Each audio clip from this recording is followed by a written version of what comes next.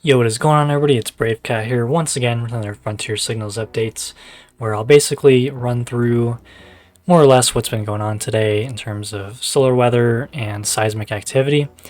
So let's just get right into it. I have a couple of thoughts to put in at the end of the video, so stay tuned for that. Now let's kind of run through here on the almost finished website that I'm making here, where we see that things are pretty quiet. There really hasn't been anything going on in terms of solar activity, so that's always a good thing. Even this coronal hole down here, it is a little bit south facing, so it's not as influential as if it was smack dab right in the middle. However, we could still see some minor coronal hole streams happening from there. We do still have the solar wind picked up a little bit, slowly going down, and everything else looks pretty stable. Even when we go down to the solar charging risk here, everything on here looks pretty much in the green, which is good to see. I know sometimes, even like, what was it, like a couple weeks ago or something, there was also nothing happening, except for whatever reason we saw the solar charging hazards pretty much almost all the way around it was either yellow or red. So I'm still learning and getting to know what exactly influences this, even when there doesn't appear to be much happening. When we take a look at the sunspots here, there isn't really a whole lot going on. We got this kind of bigger sunspot over here, but it's basically by itself, and there's nothing that is competing with it magnetically, so that is also pretty stable. And then looking at this region down here, which appears to be where that pretty strong M-class flare came from with the coronal mass ejection tied to it. And, well, I was wondering what this was going to look like because it seemed like there had to be something going on. But it looks like that has mostly degraded and basically turned into nothing. So that's also good to see. And looking at these, having to take them out to the end of the video so that we can get a more updated picture here. So that's what these regions are looking like on here. So essentially there isn't really any sunspots there anymore. It's just a region that probably had some sunspots on there a couple of days ago, but it looks like those have degraded and basically turned into nothing. So that's good to see as well. So then we head on to the earthquakes, where the tremor map is looking pretty empty. You know, it's pretty late in the evening already, and there's nothing on here, which is, well, pretty preposterous considering there was 343 events yesterday. So clearly there's got to be something on here, but they just haven't updated it yet, or I guess decided not to show it. So, and then that brings us to an Italy earthquake. So looking on here, we have had an uptick in felt earthquakes. So I don't know if this is like a new feature on this, or if for whatever reason we have a 2.8 earthquake that was allegedly widely felt in Italy 3 hours ago. So I pulled that up here in a new tab and kind of glanced through this article here. So basically it was a very shallow earthquake, and that would definitely come into play here. So it was only 2.9 kilometers deep, which seems pretty deep, but in comparison to how most earthquakes are generally around 10 kilometers or deeper, this was, by all technicalities, pretty shallow. So that would definitely account for it being actually felt, considering, well, there's earthquakes happening all the time over here, so this is just from the last 24 hours, but this has been pretty active and there's always things going on here.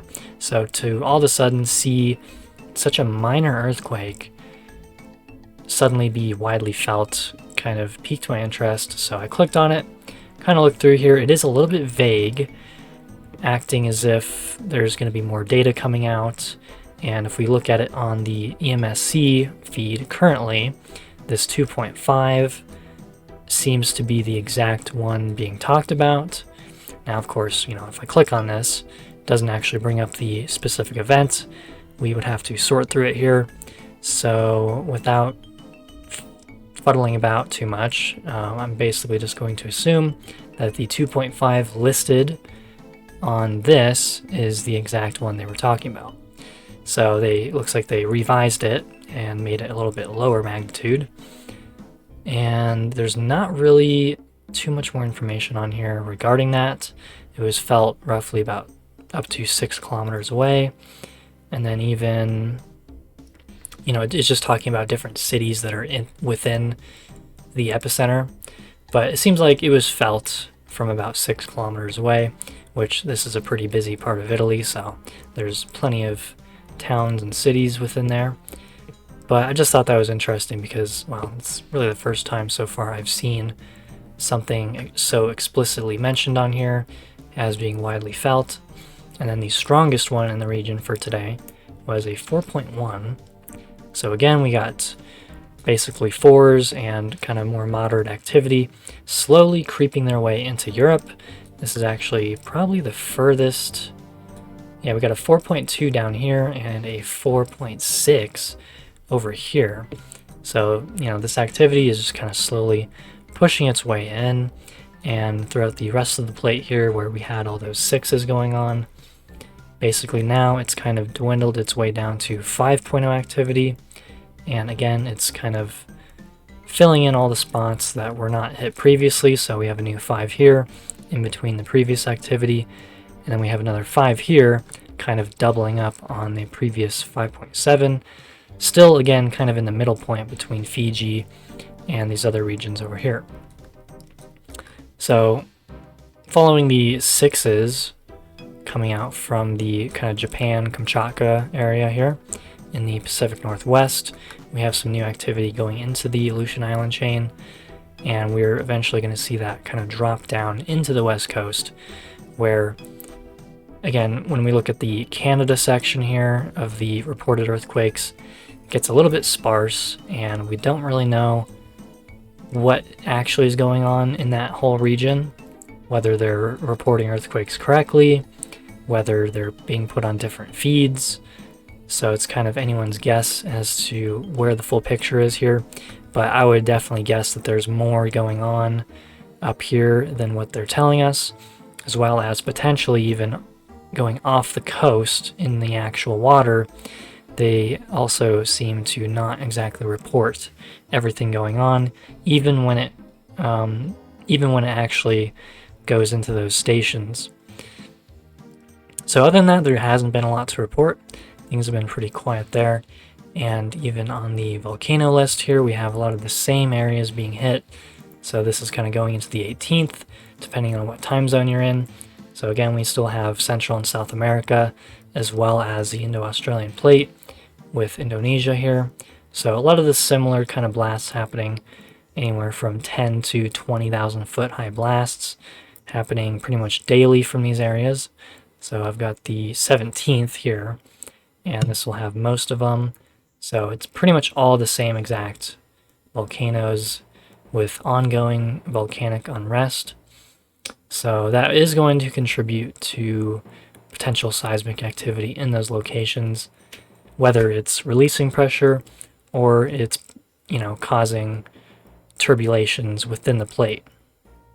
So right now things have been pretty quiet seismically in this whole region, but then everything volcanically has been, again, still pretty active, seeing some sort of unrest in activity.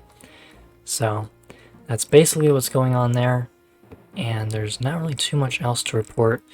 So again, I wanted to kind of put some thoughts together towards the end of this video, and kind of what my channel is going to be moving forward, and how I see it, I guess.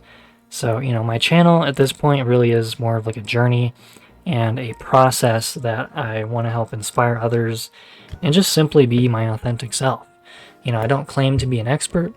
There's a lot of different passions that I have and things that I actively want to learn more about in regards to these fields, and also what it potentially means for our futures.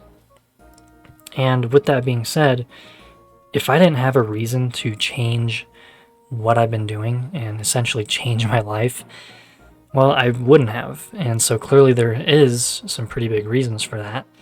And I guess to put it simply, without getting into everything, essentially the big enough reason is that I don't exactly put faith in my future, into the system that we live in, to put it lightly.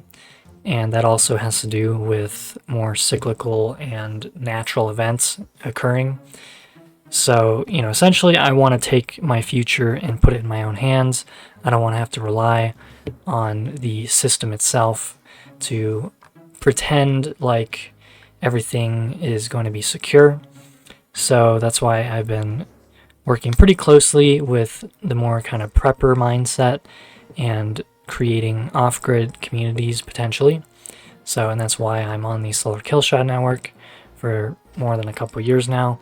I always have that link in my description, as well as a lot of other relevant resources in there. And again, I made my YouTube origin video, which also kind of helps describe a lot of what's happened in this journey. So, just want to say that moving forward, because there is going to be quite a lot happening in the near-term future. So even besides this thing I'm working on, which in regards to that, I want to try to get as much stuff as I can added to this site before it goes live. And again, just continue to double check anything that needs to be, because this is something that usually takes an entire team of people to create.